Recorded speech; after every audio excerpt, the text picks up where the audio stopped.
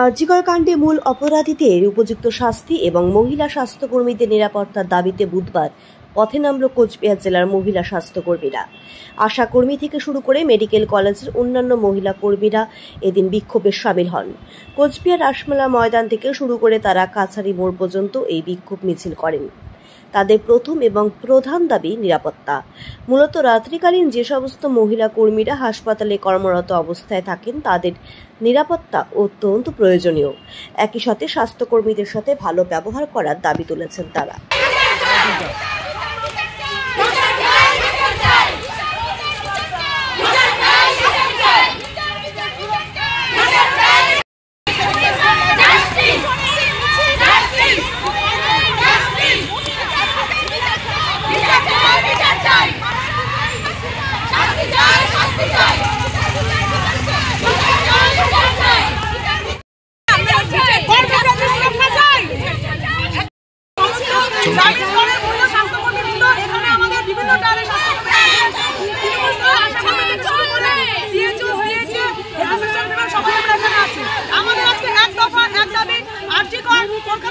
হাসপাতালে নৃশংস এবং জঘন্য ঘটনা ঘটেছে, তার প্রতিবাদে আমরা রাস্তায় নেমেছি।